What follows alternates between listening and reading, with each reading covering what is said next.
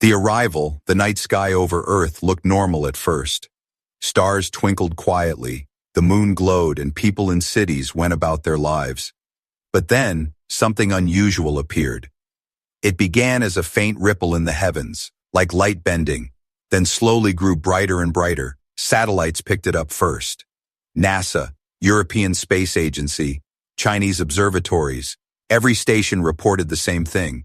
Enormous objects were coming. Not meteors, not comets. Ships. Within hours, news channels broke the story. Live cameras zoomed in on the black shapes moving through the sky. They were massive, so big that they blocked constellations. Each one glowed with lines of red light like veins of fire running across their hulls. Panic spread. People screamed in the streets, cars jammed highways, leaders rushed into bunkers. Some prayed, some looted, some froze in disbelief. The world had imagined alien life in movies and books, but no one had prepared for this. At the United Nations, leaders gathered in a chaotic emergency meeting. The Secretary General spoke with shaking hands. "We are receiving one signal from them, one message." The message played on every screen across the globe. A voice, deep and cold, spoke in perfect English, though clearly not human. "We are the Dravari. We have come to rule. Surrender your planet and serve, or be erased from existence." People gasped. Some fainted. The ultimatum was clear: submit or die. The alien fleet spread across the orbit of Earth, black giants surrounding the blue planet like a net. Their weapons shimmered with energy, enough to destroy continents. The alien commander, a tall, pale creature with eyes like burning coal, stood on his bridge and smiled. "They will kneel within hours," he told his officers. But something strange happened. Earth stayed silent. No leader answered the ultimatum. No government sent messages of surrender. Instead, a quiet stillness spread through the planet. News anchors whispered, "Why has no one spoken yet?" Generals waited for orders. Citizens expected their leaders to beg for mercy, but nothing came. The alien commander grew irritated. "These primitives don't understand. Amplify the message." Once more the words thundered into every city: "Submit or be destroyed." Still no reply. In a hidden bunker deep under the Rockies, military commanders and scientists watched the aliens through giant screens. One general clenched his fist. "They expect us to kneel." A scientist whispered, "But maybe they don't realize who we are." The alien fleet began preparing its first strike. Massive cannons aligned toward Earth's atmosphere. Glowing energy built inside their barrels. Birds in the sky scattered, sensing danger. Waves in the oceans rose unnaturally high as magnetic fields shifted.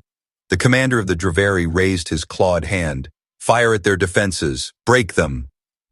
But as the cannons charged, something unexpected flickered in the darkness of space. Tiny signals, small human crafts, stealth ships, rose from hidden hangars on Earth. Silent, almost invisible, they glided upward like shadows. The aliens didn't notice them at first. They were too small, too weak compared to the great warships. But these little ships carried something dangerous. Technology built in secret, designed not for invasion, but for survival. The alien commander smirked as he watched Earth's cities below. "They think they can resist? They are only ants." Down on the ground, a young soldier whispered into her headset, "All units in position. Wait for the signal." Across the globe, people held their breath. Parents hugged children. Strangers joined hands. They didn't know what would happen next.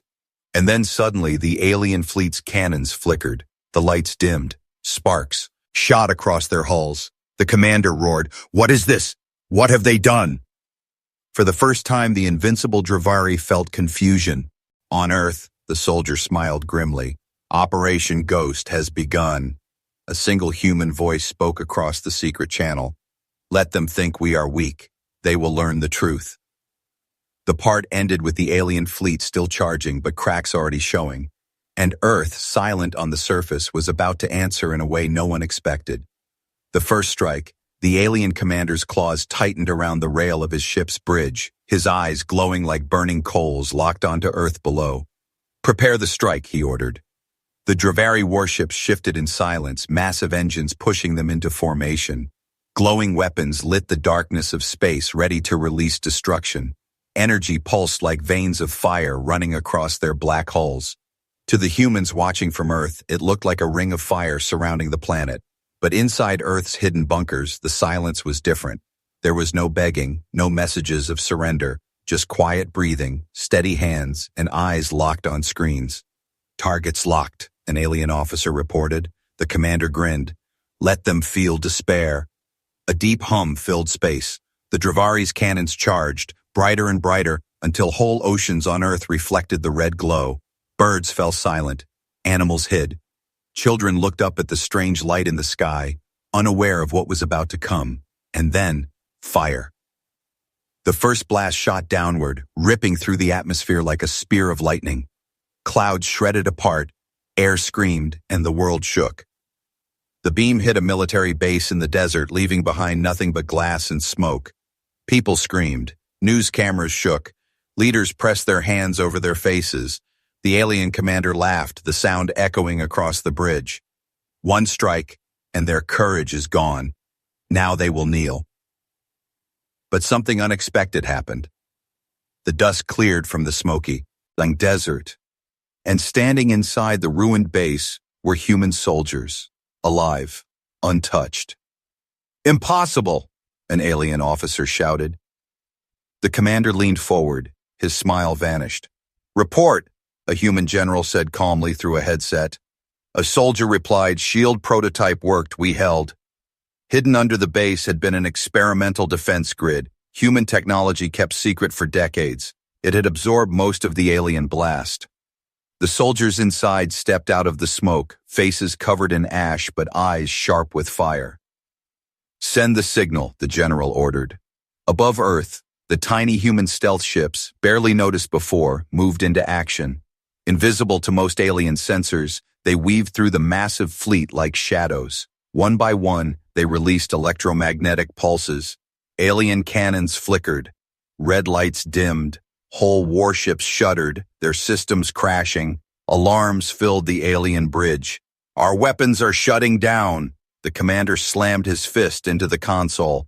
"Find the source. Destroy it." But the problem was everywhere. Small human ships, darting like insects, hit them with waves of interference. And then, another shock. On one alien battleship, an explosion rocked from inside. Alarms blared. Bulkheads slammed shut. Screams of alien warriors echoed. "Breach on deck 3, someone shouted. Humans had boarded them. In the chaos, a squad of 10 human soldiers, armed only with lightweight weapons and strange hacking tools, had slipped aboard through a docking tube. They moved like shadows, quick and silent, disabling systems, locking doors, confusing the mighty Dravari crew. One alien roared and charged at them. A human soldier spun, dodged, and knocked him out with a single precise strike. The aliens could not believe what they were seeing. Fragile, primitive humans defeating their strongest warriors in close combat. On the command bridge, the alien commander's voice shook with rage. "How can they resist us? They are weak!"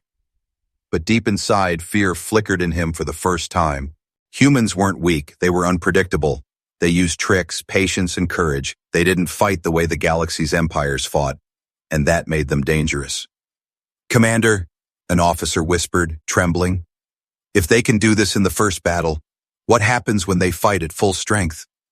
The commander's glowing eyes narrowed. He refused to answer. On Earth, the young soldier who had whispered before now spoke again. Her voice was calm, steady, and full of fire. "They thought we would bow. They thought wrong. This is only the beginning." As her words spread across the hidden channels, soldiers, pilots, and even ordinary civilians heard them. Fear turned into courage. Silence turned into resolve. The alien fleet had fired the first strike, but instead of breaking humanity, it had woken something inside them. Cliffhanger. On the alien flagship, the commander stared into the black sky filled with smoke, fire, and flickering ships. His claws dug into the console. "Prepare the second wave," he hissed. But deep in his mind, one thought refused to leave. Why? Are they not afraid? The turning point. The alien commander paced the bridge of his flagship, claws clicking against the metal floor. The first strike had failed to crush humanity. Worse, the humans had resisted in ways no one in the galaxy thought possible. They use tricks, he growled, his voice low and furious. But tricks will not save them forever. Outside the windows, the earth glowed softly against the void. Alien ships hovered in formation, but cracks already showed. Some vessels sputtered with half-dead systems after human interference. Others carried scars from explosions within their own decks. Still, the commander raised his head with defiance. They will kneel, he muttered. But even as he said the words, doubt pressed against his chest. Far below, on Earth, humans were not broken. Instead, they gathered strength. In secret bases, soldiers armed themselves. In underground bunkers, scientists exchanged frantic notes. Across cities, ordinary people stood together. "We are not slaves," whispered a young girl holding her father's hand as they watched the sky. "We are human." These quiet words echoed through millions of hearts. Then came the moment no one expected. A Dravari cruiser, heavily damaged by human attacks, tried to retreat. Its engines flared weakly as it limped back toward the fleet. But before it could escape, a small squad of human ships intercepted. Inside one of the tiny crafts, Captain Ryan Grant tightened his gloves. Sweat dripped down his forehead, but his eyes burned with determination. "They think we're weak," he told his crew. "Let's show them what weak looks like." His ship darted under the alien cruiser's belly, avoiding sensors. Then with perfect precision, he launched a boarding capsule. The capsule slammed into the cruiser's hull. Magnetic claws dug deep. Doors blew open and human soldiers rushed inside. The aliens, towering and armored, roared in anger. "Primitive insects," one shouted, swinging a massive blade. But humans did not fight like aliens. They were fast, resourceful, desperate. One soldier rolled under the alien's strike, firing an electric pulse that shocked the warrior unconscious. Another hacked into a console mid-battle, shutting down a whole section of lights and plunging the corridor into darkness. Panic spread among the alien crew. They were used to enemies fighting in open battlefields with honor and order. They had never faced humans, who fought like shadows, who turned chaos into their weapon. Captain Grant led the charge into the control room. His soldiers burst through the door, rifles aimed. "Hands up," Grant barked. The Dravari officers snarled. "We do not surrender to prey." One leapt forward, only to be slammed down by two humans working together. In minutes, the control room was theirs. Captain Grant planted a human flag, a small patch sewn onto his vest, onto the alien console. "Control secured," he said into his radio. "Repeat, we own their ship." News of the victory spread fast. From bunker to bunker, human voices whispered the impossible. A single squad took their cruiser. 10 humans against hundreds of aliens. We are turning the tide. For the first time, laughter broke out in the darkness of Earth's underground shelters. Laughter, sharp and fierce, not of humor, but of defiance. On the alien flagship, the commander's fury shook the walls. He slammed his claws into the console, leaving deep cracks. "How?" he demanded. "How can these frail creatures do this?" An officer hesitated, then spoke softly. "Commander, perhaps it is their spirit. They do not fight as others do. They fight as if they have nothing to lose." The commander's eyes blazed. "Spirit does not win wars. Firepower does." But his words felt hollow, even to himself. As the battle spread, more alien ships faltered. Sabotage, infiltration, human counterattacks. Everywhere the mighty Dravari Empire pressed forward, humans pushed back harder. One alien whispered in fear as he watched humans storm his deck. "If we keep fighting them, we will not survive." That whisper traveled like a ghost through the fleet. Fear, once unthinkable among the Dravari, crept into their hearts. Back on Earth, generals watched the stars with steady eyes. "We were supposed to break today," one muttered. "Instead," another answered, "today is the turning point." Fear in the ranks, the Dravari fleet hung heavy above Earth, but something was different now. It was no longer the silent wall of power that had first appeared in the sky. Cracks had formed, not only in their ships but inside their soldiers' hearts. Whispers spread across the alien decks. One human squad captured a cruiser, their ships. Elds stopped our cannon fire. They fight like no species we've faced before. Aliens who once marched with cold discipline now glanced over their shoulders, gripping their weapons tighter. Some muttered prayers to forgotten gods.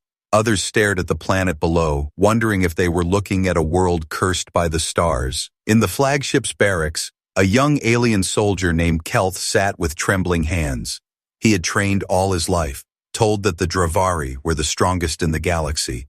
But what he had seen today haunted him. His friend, a warrior twice his size, had been defeated by a human barely half his height, not through brute strength, but through speed, cleverness, and something Kelth couldn't describe. They don't stop, Kelth whispered to himself. Even when they should fall, they rise again. An older alien officer heard him. Silence, boy. Fear is poison. But Kelth noticed the officer's eyes. They carried the same fear he felt.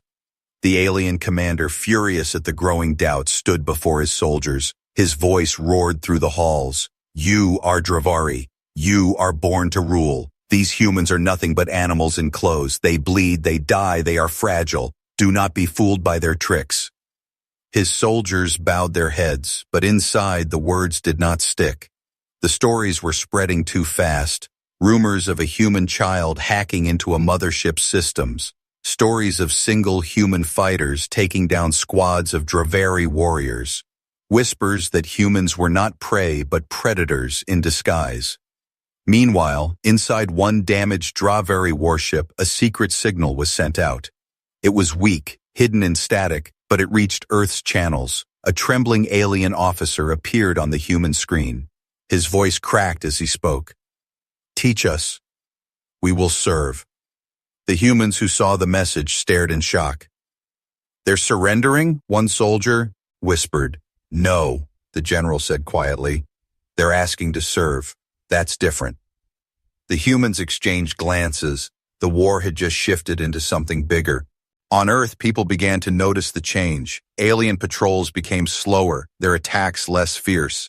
Instead of roaring with confidence, the invaders fought with hesitation. They're scared, a pilot muttered, as he watched enemy ships retreat faster than before. And fear, once planted, grew like wildfire. On the flagship, Kelth sat again in silence. Another alien soldier leaned close. Did you hear? An entire squad refused to fight. They laid down their weapons when humans boarded. Kelth swallowed. What happened to them? The commander executed them. Kelth's heart pounded. He wanted to believe his leader's strength, but deep inside he wondered, what if the humans were right? What if the Dravari weren't masters of the galaxy, but blind fools walking into their own end? In the darkness of the human bunkers, scientists and commanders studied the captured cruiser. Humans were inside, learning its controls, unlocking its secrets. Every button pressed, every wire cut, gave them new knowledge. They thought to rule us, a scientist said softly. Instead, their technology will serve us. And so, while the Dravari were drowning in fear, humans grew stronger. The alien commander stormed into the strategy room. His officers stood stiff, eyes down. Why do you hesitate? He demanded. Why do your hands shake? We are Dravari. No one has ever defeated us. One officer finally spoke, voice low but steady. Commander, perhaps it is not they who should fear us. Perhaps it is we who should fear them. The commander's eyes blazed with rage. With one swift motion, he struck the officer down. Silence filled the room, but the fear only deepened. Cliffhanger. That night, Kelth, once loyal, once proud, looked again at the glowing earth. He whispered to himself words no Dravari had dared to speak before. Maybe we should serve them. And for the first time, the idea of Dravari Empire kneeling before humanity was no longer unthinkable. The collapse of pride, the Dravari commander stood alone in the war chamber of his flagship. Giant screens showed Earth glowing below, small human ships darting across the void, and one of his own cruisers now flying under a human banner. Once he had believed this war was already won. Now he felt something he had never known before, a shadow pressing into his chest. Doubt. Across the fleet, discipline crumbled. An alien battleship was ordered to fire on a human city, its cannons charged, red lights spilling across the ocean. But when the moment came, the soldiers hesitated. Their claws hovered over the controls. "Commander's orders," their officer barked. Silence. Then one soldier whispered, "They will not kneel, and they do not break. Why kill for nothing?" The officer roared, but the hesitation spread like poison. The cannons powered down. The battleship drifted, refusing to strike. In another corner of the fleet, a group of alien warriors sat in their barracks, weapons across their knees. "I heard humans fight without fear," one muttered. "I heard one of them saved even our wounded instead of killing," another whispered. Their eyes widened.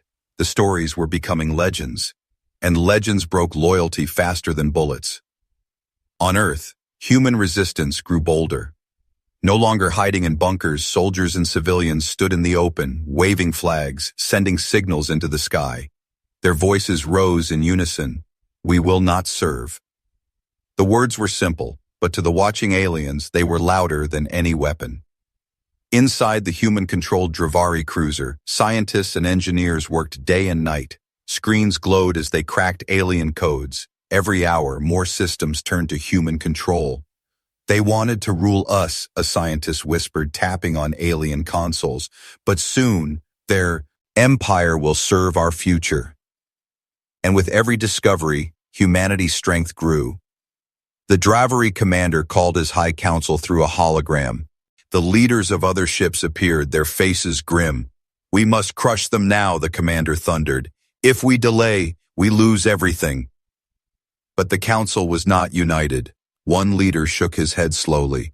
"They are not like others. They fight without surrender. They fight as if death itself is their weapon." Another added, voice trembling, "If we continue this war, the empire may fall, not just this battle." The commander's claws clenched. "Cowards, traitors, you would let prey rise above us?" But their silence told him the truth. The empire's pride was collapsing. Meanwhile, ordinary Dravari soldiers began laying down arms. Whole squads, when confronted by human boarding parties, surrendered without a fight. Some even knelt. To humans, it was shocking. To the galaxy, it was impossible. The Dravari, proud masters of countless worlds, were breaking. Kelth, the young soldier on the flagship, felt the shift in his bones. Once he had feared punishment for doubt. Now he looked around and saw doubt in every face. He whispered to a fellow soldier, "If they order us to fight tomorrow, would you obey?" The soldier shook his head. "No, I would rather serve humans than die for a lie." Kelth nodded slowly. His decision was made. On Earth, a captured alien officer stood before human generals. His voice shook as he translated the mood of his people. "Commander still fights, but the soldiers, they no longer wish to. They see your courage. They see your unity. Some already believe you are stronger than our empire." The general leaned forward. "Then soon, they will stop fighting." "Yes," the alien officer whispered. "Soon, he will stand alone." In the dead of night, above the glowing earth, the commander stood again before his soldiers. "You are Dravari," he shouted. "You will not bow. You will fight until your blood is ash." But his voice no longer filled them with fire. It sounded desperate, almost hollow. The soldiers lowered their heads, not in loyalty, but in shame. From conquerors to servants, the Dravari fleet once filled the sky with terror. Now their warships looked tired, wounded, and scattered. Whole decks lay dark, engines sputtered, and morale was broken. The proud empire that had marched across galaxies found itself stalled before a single blue world. Inside the flagship, the commander still roared with pride. "We are Dravari. We do not kneel. We will strike again." But as his voice echoed, fewer and fewer soldiers answered with strength. Some looked away. Some stayed silent. On Earth, people gathered in streets, no longer hiding. Makeshift banners waved in the wind. "We will not bow." Children shouted it, old men whispered it, soldiers painted it on the sides of their tanks. Aliens watching from orbit saw something they had never witnessed before. A world united, not by fear, but by defiance. For the first time, the Dravari realized the truth. Humanity could not be ruled. Then came the moment that shattered the last wall of pride. A large alien battleship descended, engines burning bright. Humans braced for destruction, guns aimed skyward. But instead of fire, the ship landed gently on an empty desert plain. Doors opened. Thousands of Dravari soldiers marched out, and then dropped their weapons. One by one, they knelt in the sand. From the skies above, cameras captured it all. Humanity watched live as their so-called conquerors bowed their heads to earth. The world gasped. The news spread across the fleet faster than fire. A battleship surrendered. Their commander couldn't stop them. The soldiers chose humans over their empire. The commander slammed his fist against the console. Screens cracked under his claws. "Traitors," he shouted. "All of them. I will make examples." But deep inside, even he knew. The empire was crumbling not from human weapons, but from human spirit. Back in the desert, human generals approached the kneeling aliens carefully. One alien officer raised his head, his voice trembling. "We came to rule you, but we see now. You cannot be ruled. We will serve." The humans exchanged stunned glances. None of their war plans had imagined this, an empire surrendering not through chains, but through choice. The general finally spoke. "If you serve, it will not be as slaves. You will work, you will build, you will help repair what you broke. If you serve humanity, it will be with purpose." The alien officer bowed his head lower. "Better to serve you than die for lies." Slowly, across the fleet, ship after ship lowered its weapons. More Dravari soldiers followed. They began assisting humans, repairing cities they had bombed, carrying supplies into shelters, even standing guard beside human soldiers. What had begun as an invasion was turning into an alliance of servitude. In one small town, a child stared wide-eyed as a Dravari warrior, once terrifying, handed her a bottle of clean water. "Are you our prisoner?" she asked softly. The warrior shook his head. His voice, once full of arrogance, was now humble. "No, child. We are your servants." And in that single moment, the galaxy's balance shifted forever. On the flagship, the commander looked out at the sight of his fleet kneeling. His empire, his pride, everything he believed eternal, crushed not by cannons, but by the will of humanity. An officer whispered behind him, "Commander, perhaps you too must kneel." The commander's eyes burned. Never. But outside his window he saw something that broke even him. A human child standing on the desert where aliens knelt, lifted a hand. Thousands of Dravari soldiers lowered their heads at once, bowing not to generals, not to weapons, but to a single symbol of humanity's future. The commander's claws trembled. A new era. The galaxy watched in silence. Across dozens of star systems, news traveled stir than light. The mighty Dravari who once enslaved whole worlds without effort had bowed to a single planet. Earth. In shadowed taverns on distant moons, smugglers whispered, "Did you hear? Humans made the Dravari kneel." In royal courts, alien kings trembled. If the humans can break them, what hope do we have? And on forgotten colonies, oppressed peoples raised their heads for the first time. If Earth stood tall, maybe we can too. On Earth itself, the transformation was visible everywhere. Dravari soldiers, once feared invaders, now worked side by side with humans. They carried bricks to rebuild shattered houses. They repaired streets where craters once smoked. They planted seeds in fields they had scorched. One human boy walked past a towering Dravari warrior who knelt to hand him a loaf of bread. The boy stared in awe. "Are you helping us now?" The warrior lowered his head. "Yes, we came to rule, but now we serve." The human generals could hardly believe it. Their war rooms, once filled with desperate strategies, now turned into planning halls for rebuilding. A scientist stared at the alien cruiser now fully under human control. We learned their secrets. We command their ships. They wanted to conquer us, but instead, their empire will fuel our rise. On the alien flagship, the commander still stood tall, but his empire had dissolved around him. Ship after ship had lowered banners.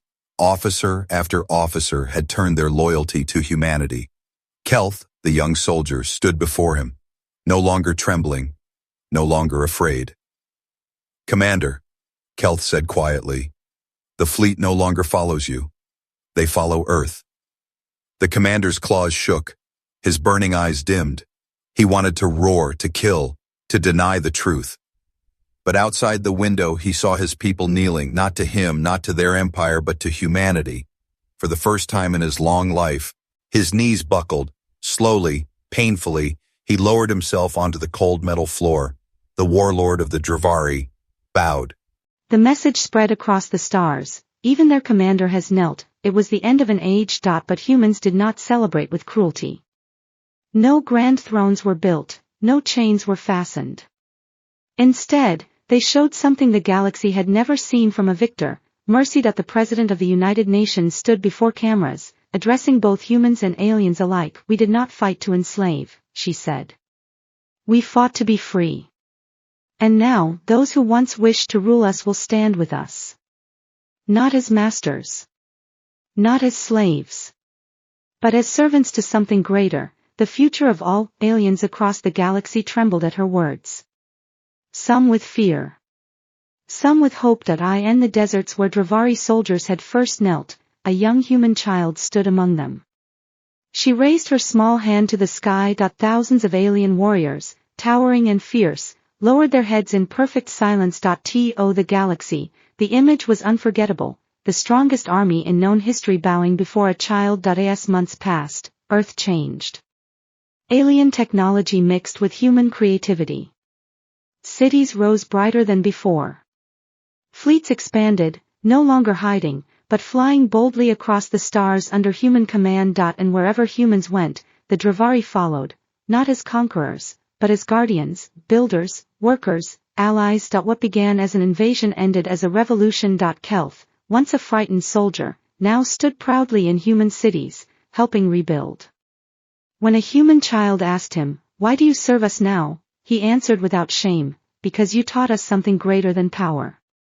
You taught us spirit." And so the story closed not with fire, but with a whisper across the galaxy. They came to rule humanity, but found themselves serving instead. From that day forward, no empire dared to look at Earth as prey. For Earth had shown the truth: humans were not the weakest of the stars. They were the fire no one could extinguish.